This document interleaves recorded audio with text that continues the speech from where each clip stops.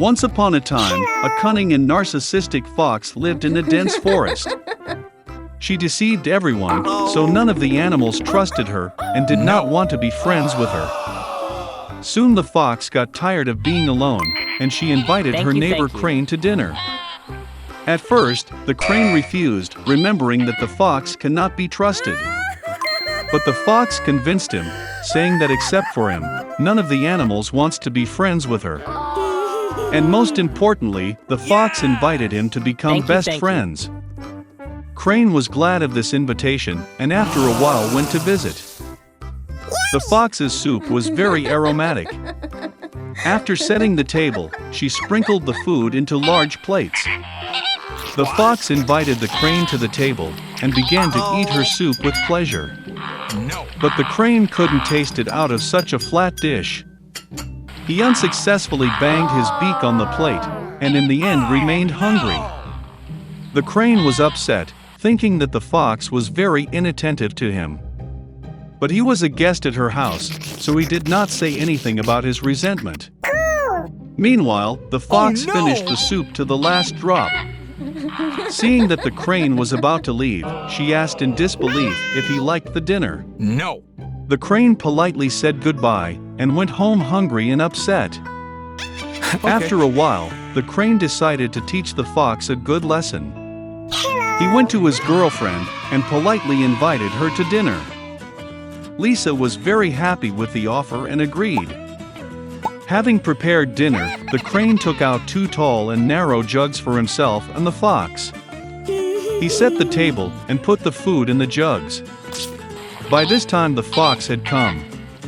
She was very hungry. The crane invited the guest to the table, and the friends proceeded to dinner. The fox tried to eat from a narrow jug, but nothing came of it, because the vessel was too narrow. Meanwhile, the crane ate with ease with its long beak. When he finished, he saw the fox trying unsuccessfully to eat. Crane asked if she liked the dinner. But the fox replied that she could not eat anything due to the fact that the jug was too narrow and long. The crane was expecting a similar answer. He reminded the fox that he had left her house hungry because the plate was too flat. And then she realized her mistake. She felt ashamed that she was so inattentive to her neighbor. Lisa apologized and said that she could not even think that he would not be able to eat from such a plate. Crane forgave her and said that henceforth they need to remember their differences. Having said this, he brought a large plate from which the guest could easily eat her dinner. When it was time to say goodbye, the fox got an idea. She asked the crane to take one of his jugs to his home, so that he could easily dine with the fox. The neighbor liked this idea.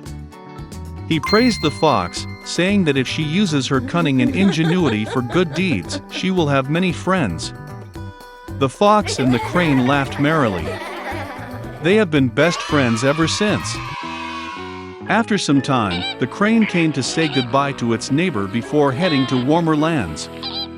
Left alone, the fox got bored. But she never forgot the words of the crane. Since then, the fox stopped thinking only about herself, and found real friends among other animals in the forest. A long time ago, in the desert kingdom of Agrabah, there lived a poor guy Aladdin with his monkey Abu. To survive, he had to steal food from the market. But despite this, Aladdin was kind and honest, because he handed out everything stolen to starving children. One day, while walking through the city, Aladdin noticed how an apple merchant was threatening a young girl. She gave an apple to the child without asking, and now she had to pay. Seeing that the seller called the guards, Aladdin decided to save the girl. He took her hand and helped her hide. But the guards still caught up with the fugitives.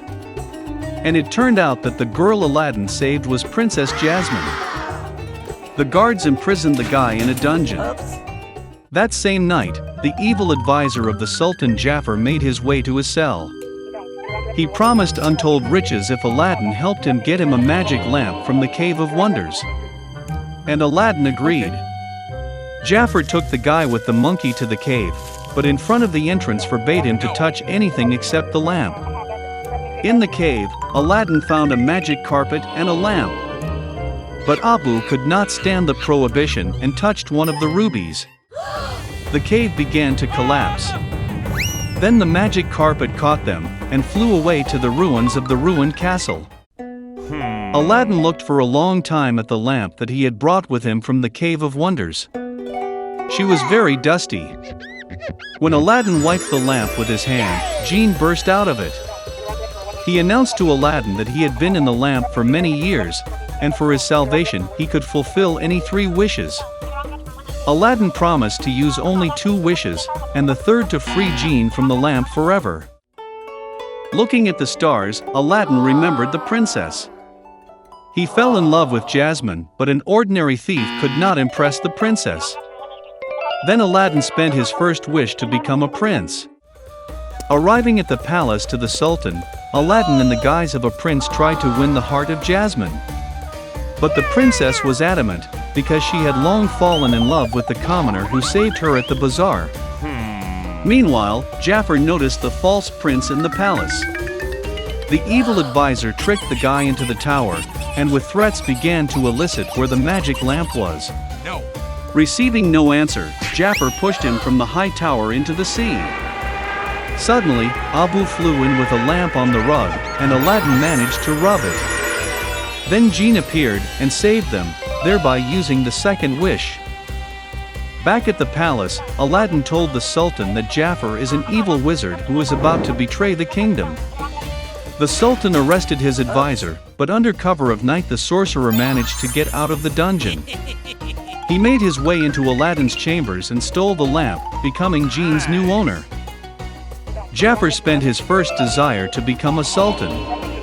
And with the second desire, he requested the power of the most powerful wizard in the world. Having received his, Jafar magically transported the guy with the monkey to the icy wasteland. And he decided to force Princess Jasmine to marry himself.